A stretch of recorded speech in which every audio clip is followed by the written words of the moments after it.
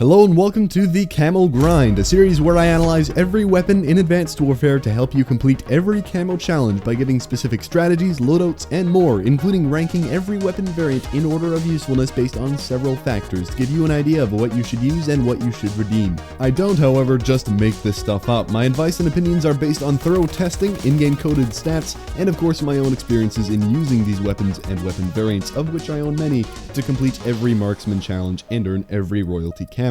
Today's episode is on the crossbow. We're finally moving on from those troublesome launchers, but the crossbow is similar to the launchers in that our focus is still on the camo challenges instead of the variant ranking, which is perfectly fine. So if you're familiar with the series, the first thing I usually do in these videos is go through that variant spreadsheet, but like I said, that's not going to be the focus of this crossbow video. There are only 5 crossbow variants and they are all purely cosmetic. I do have all the crossbow variants, both elites look pretty cool in their own ways. I personally prefer the Conqueror, but it's obviously entirely up to you what variant you like.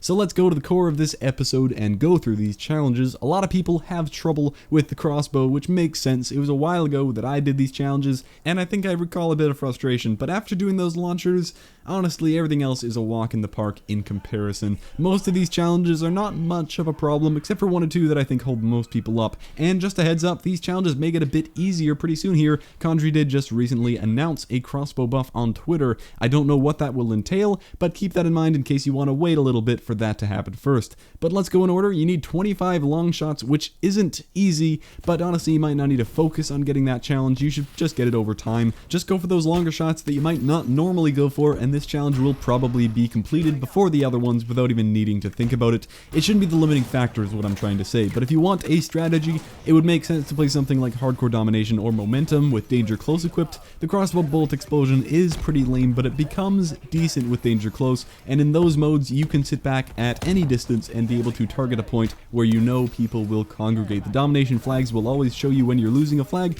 and the momentum heads-up display literally tells you at all times how many people from each team are on the flag, so it shouldn't be too tough to pick out some long-range targets doing that.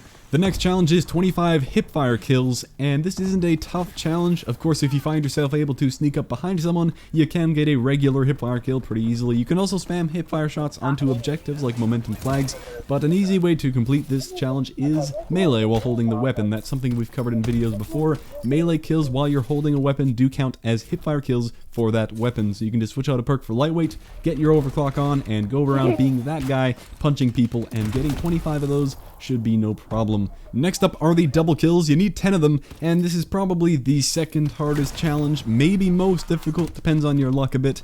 Back in my day, a few months ago, this was pretty tough, because for something to be counted as a double kill, the kills basically had to be right on top of each other. Now, however, the timer for multi-kills is a lot longer, and you have a bit of a grace period for something to be considered a double kill, and it may get easier still with that crossbow buff I mentioned. We'll have to see what that changes. Is it going to be explosive damage, radius, ammo count, doesn't appear on the radar? Anyway, there isn't much more I can tell you than what we've already covered. Play something like Hardcore Domination or Momentum, of course. In Hardcore Domination, people are easier to kill with the explosion, whereas in Momentum, you'll have more opportunities where people are bunched up around one objective. No matter what you're doing, I always recommend playing objective games like those for completing camo challenges. Obviously, don't play TDM. In TDM, the goal of the game is to kill the enemy more than you die, so you're going to be going face to face against people with BALs and HBRs and ASM1s who are looking for you to kill, which you don't want. In something like Momentum, you can easily find people vulnerable on flags that aren't really looking for kills, and that's really helpful when using something as gimmicky as the crossbow. Remember, for earning double kills, that rule where you're holding the weapon does apply, so if you pair a crossbow kill with a grenade kill, that's a double kill. If you stick someone with a crossbow and then melee someone, that's a double kill. So I didn't find this challenge to be all that bad. You just have to get lucky a few times, especially with the recent changes made to double kills to allow for extra time. The next challenge is Strafe Medals, and that's super easy. Just jump around while shooting down at a momentum flag. You'll find tons of people just lying on flags to shoot down at. I don't think people are going to have much trouble there. Now we come to probably the most dreaded challenge, being the Day at the Range, the Cryptek Neptune Camo for 10 Skeet Shooter medals. Even with it being the worst though, I think I had 7 or 8 out of 10 on this challenge when I was done with every other challenge. It's not the worst thing in the world, and there are ways you can go about it. In regular core modes, using the crossbow as it's intended, I honestly don't know how you earn Skeet Shooter medals. It seems like sometimes it doesn't work even if you stick them and they jump up and explode in the air, and it also sometimes doesn't work if you stick them in the air and they blow up on the ground.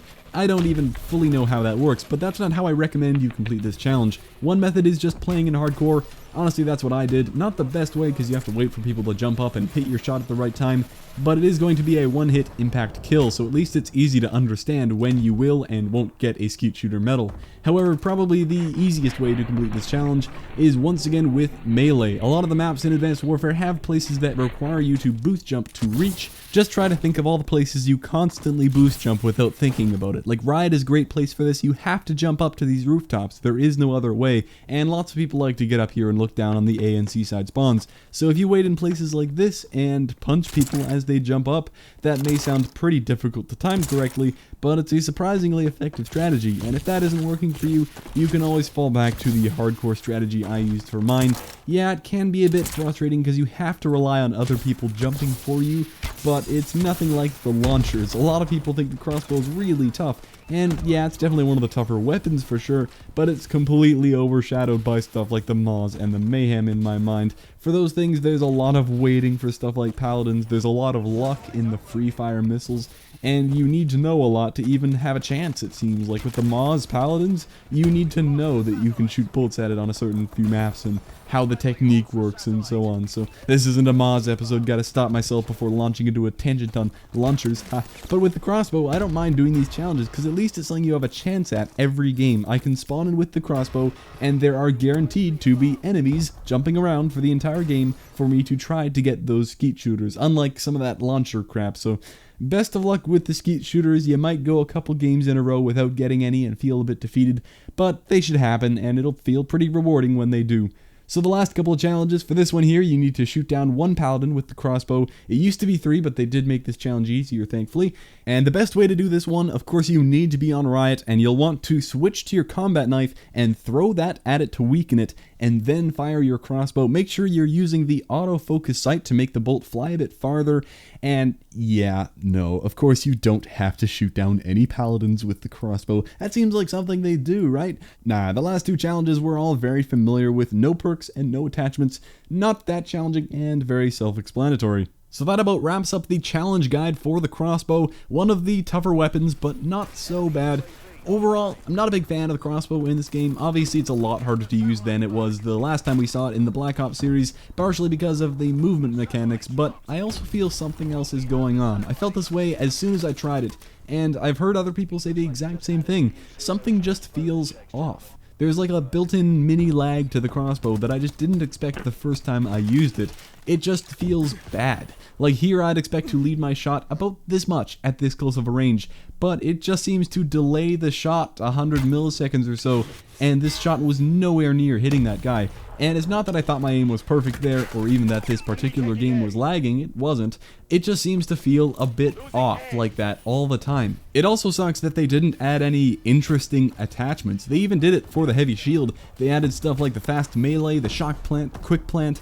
But for the crossbow, they didn't have a tri-bolt option like in Black Ops 2. They could have done something like a spike bolt that gives you a guaranteed one-hit impact kill, but you reload slower or something. That honestly wouldn't be that OP because it's still pretty hard to use, and the RW1 would outclass it in most scenarios. Going a bit further, they could even have a shock bolt that does a similar thing to the shock plant of the heavy shield instead of exploding, or an EMP bolt or a stun bolt. You could change what type of bolt head you have. They could have even done something with variants, like an elite could have a bit more explosive range for a slower movement speed or whatever, or an electrified version called the Crossbow Voltaic that has a built-in shock bolt thing, and I don't know, it just feels like they could have done more with that. It's interesting that the crossbow is now getting a buff of some kind, because it did need it. Honestly, it should always act as a suppressed weapon, keeping you off the minimap. That's been a common idea throughout the community. I've always thought that it would be a good and logical idea to buff the crossbow in that way, and we've had 3 games with crossbows in them now. It's been 5 years, and this still hasn't happened. It's weird, both in-game balancing logic and real-life logic.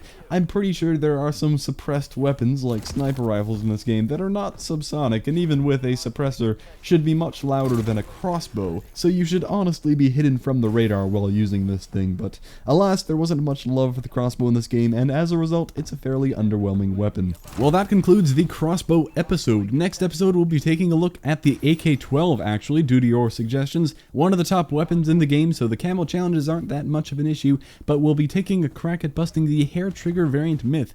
Is it useful, or does frame rounding completely ruin the increased fire rate? I found some interesting findings that actually support both sides of the argument, and I'd like to share those findings. But if you have a specific weapon or two you'd like to see covered, either for the camo advice or the variant ranking, don't hesitate to suggest it and I'll add it to the list. If I see multiple people requesting one thing, the priority on that weapon will just get bumped up, and that's how we choose what weapon will be next. But remember, you can check the variant ranking spreadsheet in the description to see what variants are already chosen. So I hope you are more knowledgeable about the crossbow now than you were 10 minutes ago, and I hope you enjoyed the video. Thank you for watching, and I'll see you in the next episode.